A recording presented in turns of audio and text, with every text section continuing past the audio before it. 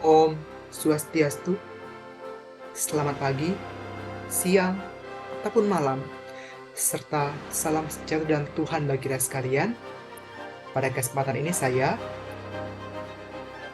Matthew Kevin Imanikain, dengan NIM 223041006 dari Rombel 5 akan menjabarkan proyek UAS MPK Tri Hita Karana saya.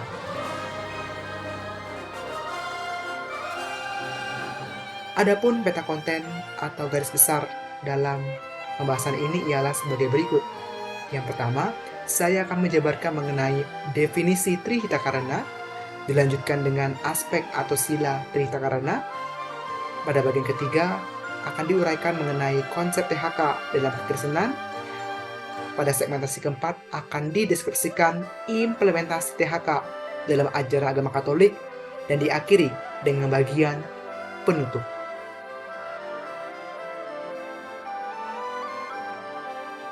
Baiklah, kita masuk ke bagian pertama, yakni definisi Trihita Karana.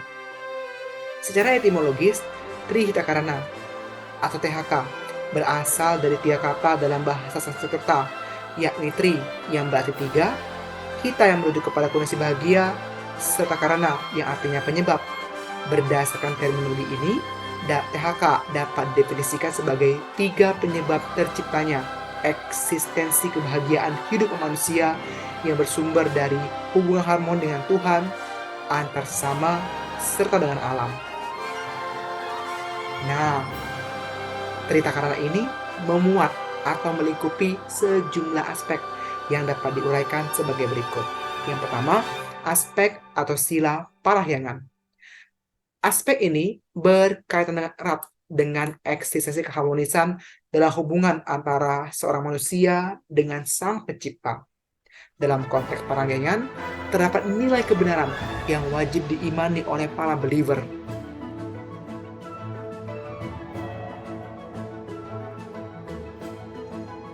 Yang kedua, aspek atau sila pawongan. Aspek ini berhubungan dengan eksistensi keharmonisan dalam hubungan antara seorang manusia dengan manusia lainnya. Dalam konteks pawongan, terdapat nilai kebajikan yang seyogianya dihayati pun dipraktikkan secara konsisten oleh segenap umat manusia. Aspek ketiga, sekaligus aspek yang terakhir, ialah aspek palemahan. Aspek palemahan berkolerasi secara signifikan dengan eksistensi hubungan yang harmonis antara manusia dengan lingkungan alam sekitarnya. Dalam konteks palemahan, terkandung nilai keindahan yang sepatutnya dirasakan serta dilestarikan oleh umat manusia. Nah, kita masuk ke bagian berikutnya, yakni konsep Trihita Karana dalam kekristenan.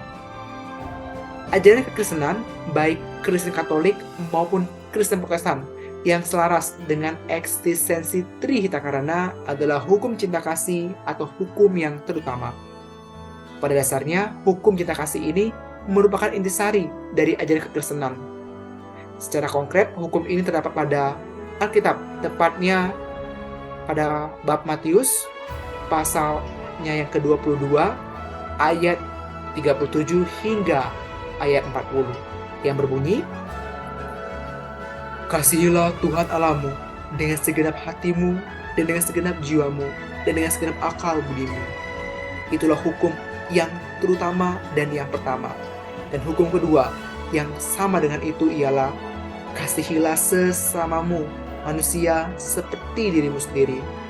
Pada kedua hukum inilah tergantung seluruh hukum Taurat dan kitab para nabi. Nah, berdasarkan pembacaan berikut tersebut, maka dapat diintisarikan terdapat 2 poin penting dalam hukum cinta kasih. Poin pertama dari hukum ini yakni mengasihi Tuhan Allah secara totalitas selaras dengan aspek atau sila parahyangan. Sementara itu, poin kedua dari hukum yang terutama ini yakni mengasihi sesama seperti diri sendiri tentu berbanding lurus atau sejalan dengan aspek pawongan. Nah, meskipun dalam hukum cinta kasih kelihatannya tidak menyinggung perihal lingkungan alam atau nature, tetapi hukum yang terutama ini tetap memiliki konektivitas pun kesesuaian yang definitif dengan aspek atau sila pelemahan dalam THK. Hal tersebut dikarenakan mengasihi Allah Tritunggal Maha Kudus dalam konteks ajaran kasih juga mencakup kasih atas setiap karya luhur atau ciptaannya. Hal ini mengandung konsekuensi logis bahwa setiap believer wajib menjaga dan merawat ciptaan Tuhan sebagai wujud syukurnya atas keagungan, kemahakuasaan, serta divinitas Allah Bapa dan Putra dan Roh Kudus. Nah, kita masuk ke segmentasi terakhir, yakni implementasi atau penerapan THK dalam sejumlah ajaran Katolik. Pada pembahasan ini mencakup 3 hal. Yang pertama, implementasi aspek perayangan dalam tradisi ziarah ke Gua Maria, diikuti dengan implementasi aspek pawongan dalam tradisi pembasuhan kaki pada Misa Kamis Putih, dan diakhiri dengan implementasi aspek permahan dalam ensiklik Laudato Si. Yang pertama, implementasi aspek perayangan dalam tradisi ziarah ke Gua Maria. Agenda ziarah ke Gua Maria merupakan salah satu tradisi yang dilangsungkan secara kontinu oleh umat Katolik. Tujuan dari tradisi ini adalah untuk berdevosi kepada Bunda Maria serta berdoa bersama Sang Bunda Allah tersebut dengan penuh intensitas yang ideal.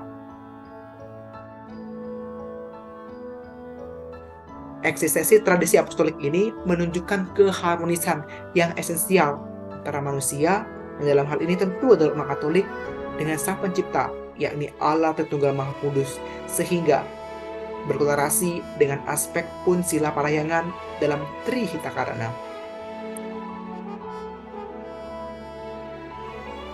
Yang kedua ialah implementasi aspek pawongan dalam tradisi pembasuhan kaki di Misa Kamis Putih.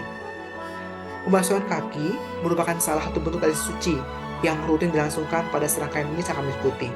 Dalam tradisi apostolik ini, sejumlah laki-laki dewasa yang terpilih akan dibasuh pun dicuci kakinya oleh imam, romo, uskup, atau paus sambil diiringi dengan antifon kontekstual.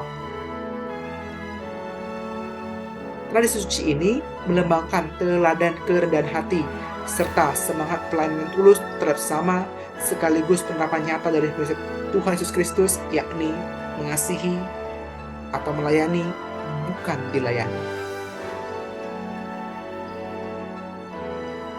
Nah, eksistensi tradisi apostolik ini juga menunjukkan keharmonisan yang esensial antara manusia yang dalam hal ini direpresentasikan oleh imam atau romo dengan manusia lainnya berupa umat terpilih, sehingga bersesuai dengan aspek atau sila pawongan. Nah, yang terakhir ialah implementasi aspek perlemahan dalam ensiklik Laudato Si tentang perawatan rumah kita bersama. Ensiklik Laudato Si merupakan ensiklik apostolik yang berisi ajaran Paus Fransiskus tentang eksistensi bumi sebagai rumah bersama dan sebagai bentuk tanggapan Gereja Katolik terhadap krisis lingkungan yang terjadi. Dalam surah amanat Paus Fransiskus ini termaktub sejumlah konsep fundamental yang dirumuskan pimpinan Gereja Katolik untuk mengantisipasi kerusakan lingkungan seperti keadilan ekologi, etika tanggung jawab, hingga pembangunan yang berkelanjutan.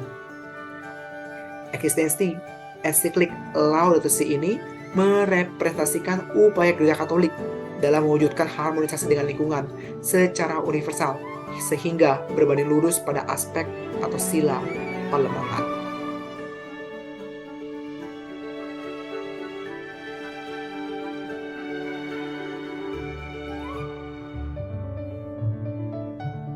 Demikian penjabaran materi dari saya. Terima kasih atas atensi atau perhatian. Selanjutnya saya menutup agenda penyajian materi ini dengan mengabarkan Karma Santi.